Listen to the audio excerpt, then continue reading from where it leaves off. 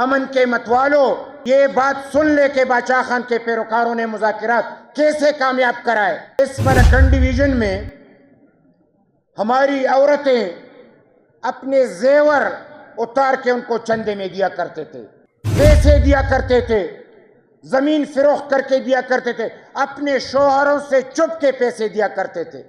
اتنا ان سے پیار تھا کہ ہم سے کہا گیا کہ تم آپریشن کو آن کرتے ہو؟ ہم نے کہا ہاں۔ اس دن سے لے کر آج تک ہم پہ گولیاں برسائی جا رہی ہیں۔ ہم نے اپنے اولاد کی قربانی دی، اپنے بچوں کی قربانی دی، خون پہ خون بہتا رہا، لیکن ہم پیچھے نہیں ہٹے۔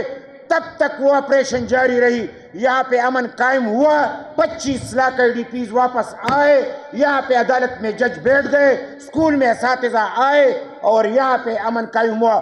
یہاں پہ اس صورتحال کا ذکر کر رہا ہوں جب یہاں پہ ہم سے مطالبہ کیا گیا کہ شرعی نظام عدل کو نافذ کیا جائے تب ہم مانیں گے، بصورت دیگر ہم آپ کی بات نہیں مان سکتے۔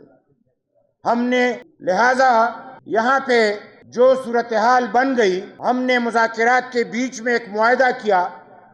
معاہدے میں لکھا کہ شرعی نظام عدل نافذ کرنے کے بعد اب اسلحہ اٹھانے کی ضرورت نہیں، ہم اسلحہ رکھتے ہیں، اور جو بھی اسلحہ اٹھائے گا حکومت اس کے خلاف کارروائی کرے گا، اور حکومت جس کے خلاف کارروائی کرے گا اور وہ اسلحہ نہیں رکھے گا تو ہم بھی حکومت کا ساتھ دیں گے اور ان کے خلاف ہوں گے جو اسلحہ نہیں رکھے گا۔ یہ معاہدہ ہوا۔ صوفی محمد صاحب نے یہاں پہ اعلان کر رہا تھا گراسی گراؤنڈ میں، ہم سب انتظار میں تھے کہ اب وہ یہ اعلان کریں گے کہ اسلحہ ہم نے رکھ دیا کیونکہ ہمارا مطالبہ مان لیا گیا ہے، شرعی نظام عدل نافذ ہو گیا۔ لیکن ایسا نہیں ہوا۔ اس نے الٹ اعلان کر دیا کہ جمہوریت تو کفر ہے، اونٹ ڈالنا کفر ہے، اور ہم نے بجدور شمشیر ملکنڈ ڈویژن کو قبضے میں کر رکھا ہے اور اب سارے پاکستان کو قبضے میں رکھیں۔ لہٰذا ہماری مذاکرات کیوں کامیاب ہوئے یہ میں سارے پاکستان کو سنانا چاہتا ہوں، یہ میں سارے دنیا کو سنانا چاہتا ہوں۔ اے امن کے متوالو، یہ بات سن لے کہ باچا خان کے پیروکاروں نے مذاکرات کیسے کامیاب کرائے۔ اس ملکنڈ ڈویژن میں ہماری عورتیں اپنے زیور اتار کے ان کو چندے میں دیا کرتے تھے، پیسے دیا کرتے تھے، زمین فروخت کر کے دیا کرتے تھے، اپنے شوہروں سے چپ کے پیسے دیا کرتے تھے۔ اتنا ان سے پیار تھا۔ لیکن جب وہ شرعی نظام عدل کے بعد انہوں نے بات نہیں مانی تو اس کے بعد لوگوں کے دل بدل گئے۔ عوام کی محبت نفرت میں بدل گئی۔ انہوں نے دہشت گردوں سے نفرت کی، اور جو لوگ حکومت میں تھے باچا خان کے پیروکار ان سے محبت کرنے لگے۔ یہ مذاکرات کی کامیابی تھی۔ آج تک پاکستان میں کہیں مذاکرات کامیاب نہیں ہوئے، اگر کامیاب ہوئے تو ملکنڈ ڈویژن میں ہوئے، اور وہ بھی عوامی نیشنل پارٹی کی حکومت تھی تو ہم نے مذاکرات کامیاب کرائے۔ اور پھر اس کے بعد آپریشن ہوا، آپریشن بھی کامیاب رہا، اور ایسا تاریخی آپریشن ہوا کہ سارے پاکستان میں کہیں پہ بھی ایسا امن نہیں آیا جس طریقے سے ملکنڈ ڈویژن میں آیا۔ یہ بھی اس لیے کہ ہم سے کہا گیا کہ تم آپریشن کو آن کرتے ہو؟ ہم نے کہا ہاں۔ اس دن سے لے کر آج تک ہم پہ گولیاں برسائی جا رہی ہیں۔ ہم نے اپنے اولاد کی قربانی دی، اپنے بچوں کی قربانی دی، خون پہ خون بہتا رہا، لیکن ہم پیچھے نہیں ہٹے۔ تب تک وہ آپریشن جاری رہی۔ یہاں پہ امن قائم ہوا، 25 لاکھ IDPs واپس آئے، یہاں پہ عدالت میں جج بیٹھ گئے، اسکول میں اساتذہ آئے، اور یہاں پہ امن قائم ہوا۔ یہ امن جب قائم ہوا یہ بھی باچا خان، ولی خان، اسفندیار خان، عوامی نیشنل پارٹی کے حکومت کی بدولت ہوا۔ اگر آج بھی کوئی پاکستان میں امن چاہتا ہے تو یہ عوامی نیشنل پارٹی کے بغیر نہیں ہو سکتا۔ یہ میں اس لیے کہنا چاہ رہا ہوں کہ پاکستان کے حکمرانوں، 3 دفعہ الیکشن ہوئے، ہمیں ہروایا گیا، ہم ہارے نہیں۔ ہمیں ہروایا گیا 3 دفعہ. مجھ سے سوال ہوا کہ آپ کو پارلیمنٹ سے 3 دفعہ باہر کیا گیا, اب پارٹی کا کیا بنے گا؟ میں نے ان سے کیا کہا؟ میں نے کہا کہ تم اگر عوامی نیشنل پارٹی کے لوگوں کو پارلیمنٹ سے نکالو گے تو امن کے لوگوں کو نکالو گے نا.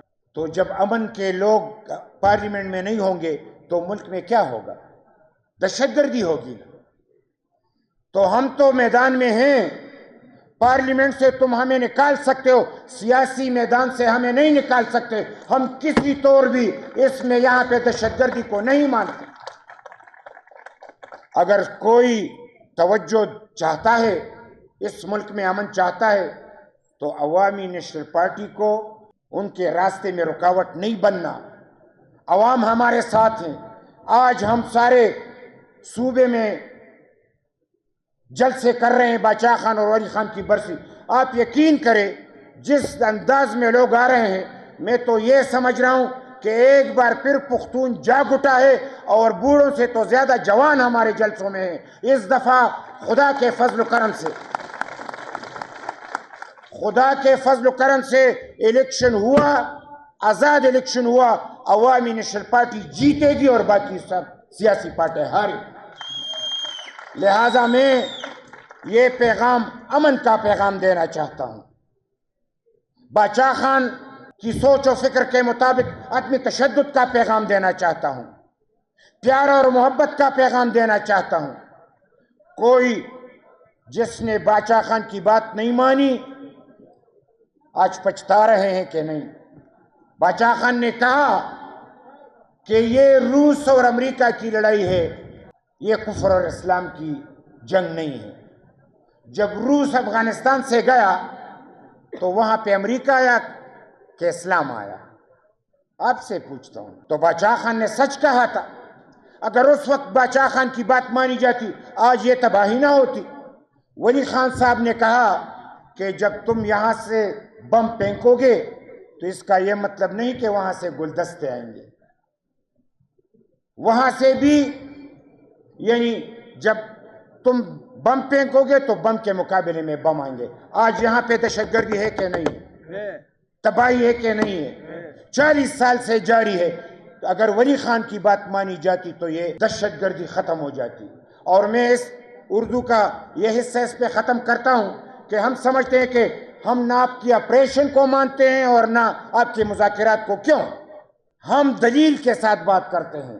ہم سچ مچ پاکستان میں امن چاہتے ہیں اور آپ سے کہتے ہیں کہ پالیسی بنانی ہے. پالیسی یہ ہے کہ تمہیں آئین کے مطابق سب کچھ کرنا ہے. خارجہ پالیسی کو تبدیل کرنا ہے, پاکستان کے مفاد میں بنانی ہے. اندرونی پالیسی تبدیل کرنی ہے, پاکستان کے مفاد میں بنانی ہے.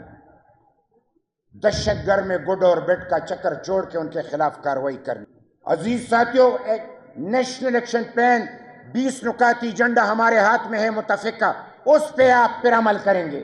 لہذا ہم دہشت گردی کے خاتمے کے حق میں ہیں, لیکن بغیر پالیسی کی نہیں. پالیسی بناؤ گے, دہشت گردی کے خاتمے کے لیے نکلو گے تو باچا خان کے ساتھی آپ سے پہلے نکلیں گے اور دہشت گردی کے خاتمے کے لیے مقابلہ کریں گے. لہذا میں اس موقع پہ باچا خان اور ولی خان کے افکار کو اور آپ ساتھیوں کے ان کو سلام پیش کر کے پشتوں میں چند باتیں کروں گا کہ کون کہتا ہے کہ موت آئی تو مر جاؤں گا؟ کون کہتا ہے کہ موت آئی تو مر جاؤں گا؟ میں تو دریاؤں سمندر میں اتر جاؤں گا. زندگی شمع کے مانند جلاتا ہوں ندیم, بجھ تو جاؤں گا مگر صبح بھی کر جاؤں گا.